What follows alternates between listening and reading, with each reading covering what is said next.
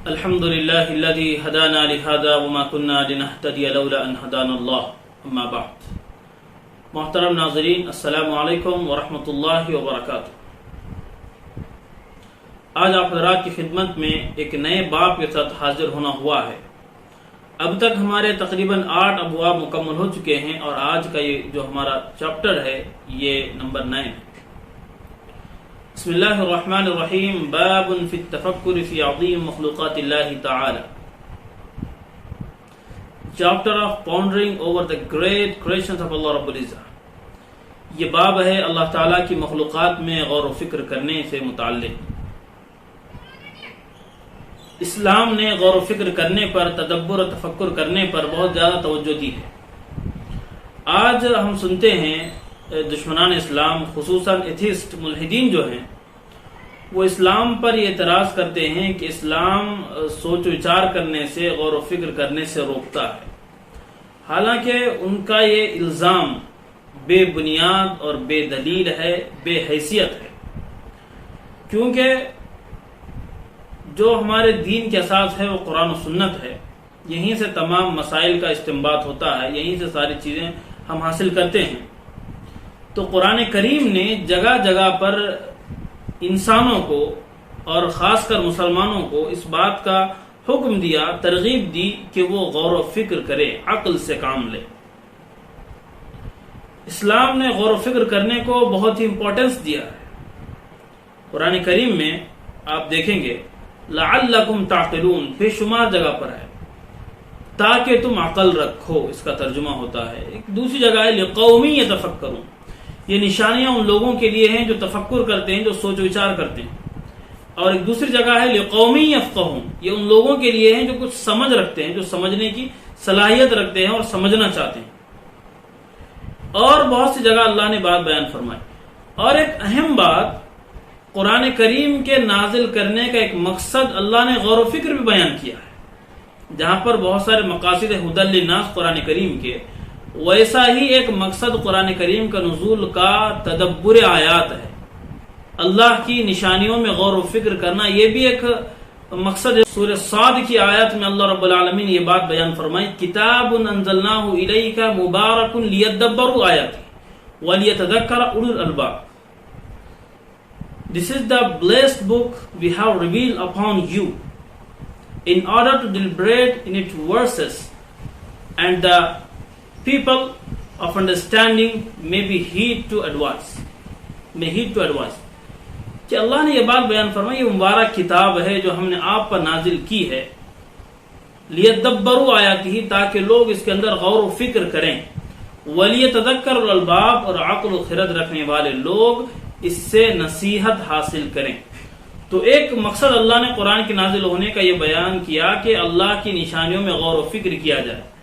جب اسلام حکم دے رہا ہے غور و فکر کا، تو اس پر جو الزام لگایا جاتا ہے غور و فکر کی کوئی اسلام میں گنجائش نہیں، غور و فکر اور پابندی لگاتا ہے، تو وہاں پر یہ بات بالکل قابل قبول نہیں ہے.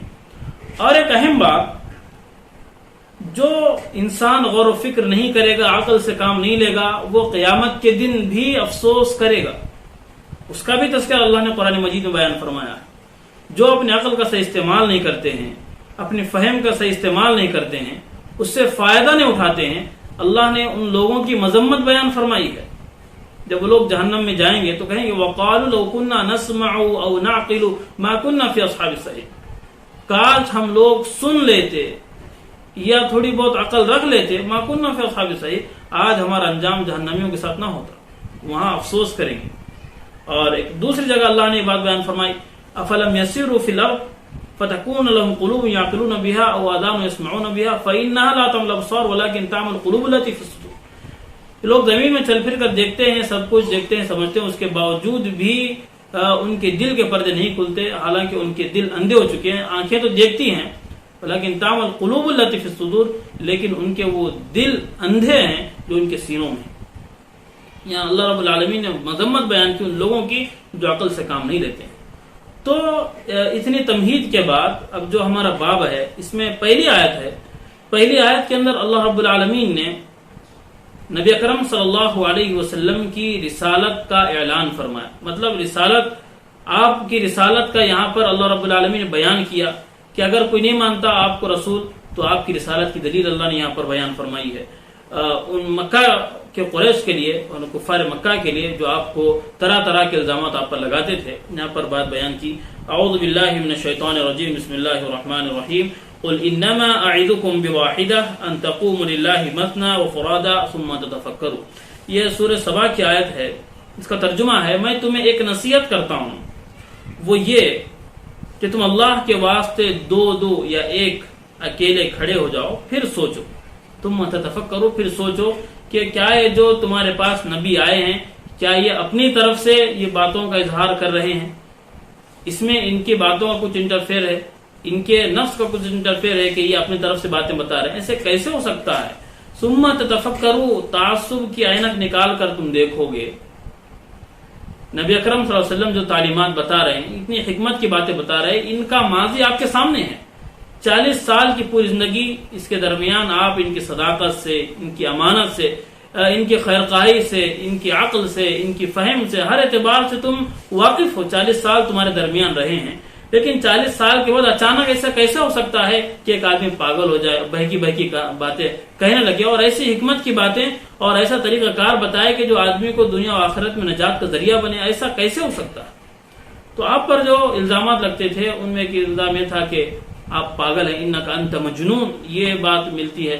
اور بعض لوگ کہتے ہیں ان هو الا ساحر، کہ یہ جادو ہے جو چل رہا ہے. یہ باتیں سب وہ نہیں ہیں، یہ تو بس وما بصاحبکم من جنہ ان هو الا نذیر مبین، یہ تو اللہ کی طرف سے آپ لوگوں کو ڈرانے کے لیے مقرر کیے گئے ہیں. اگر ان کے متعلق یہ باتیں بیان کرتے ہو تو ٹھیک ہے، اگر ایک قرآن کی بات کو ایک طرف رکھ دیجئے، آپ صرف اپنے عقل سے سوچو کہ ایسے کیسے ممکن ہو سکتا ہے کہ ایک آدمی 40 سال تک ہمارے ساتھ سچائی کے ساتھ، وفاداری کے ساتھ، امانت کے ساتھ رہے اور اچانک وہ ہمارے معبودوں کو برا بھلا کہنے لگے اور طرح طرح کی باتیں کہنے لگے؟ کیسے ہو سکتا ہے؟ یہ اسی وقت ممکن ہے جب اللہ رب العالمین کی طرف سے کوئی وحی آئے گی، اللہ کی طرف سے کوئی پیغام آئے گا، تب یہ بات ممکن ہو سکتی ہے. ورنہ آدمی، اور آپ کا مطلب یہ تھا کہ آپ دنیا میں کسی سے پڑھے لکھے بھی نہیں تھے کہ اپنی طرف سے کچھ باتیں بتاتے. جو کچھ اللہ نے آپ کو سکھایا، جو کچھ سکھایا وہ اللہ رب العالمین نے سکھایا ہے. تو یہ بات یہاں پر واضح ہو جاتی ہے کہ نبی اکرم صلی اللہ علیہ وسلم کی رسالت بالکل اٹل ہے. اگر ہم کو قرآن کریم کے ذریعے اگر نہیں بات سمجھ میں آ رہی تو اگر ہم اپنے عقل کو تھوڑا دوڑائیں کیونکہ نبی اکرم صلی اللہ علیہ وسلم کی سیرت کی دلیل کیا ہو سکتی ہے، تو وہ سوچنے سے آدمی کو مل جاتا ہے. یہ ہوتی ہے طاقت غور و فکر کرنے کی، تدبر کرنے کی، تفکر کرنے کی، جس کی اسلام نہ صرف اجازت دیتا ہے بلکہ اس کا حکم دیتا ہے، اس کی ترغیب دیتا ہے، اور جو غور و فکر نہیں کرتے ان کی مذمت بیان کرتا ہے. تو آج ایک ہی آیت پر اکتفا کرتے ہیں، آگے بھی آیات ہیں، انشاءاللہ اگلے ہفتے آپ حضرات سے ملاقات ہوگی. وآخر دعوانا ان الحمد للہ رب العالمین.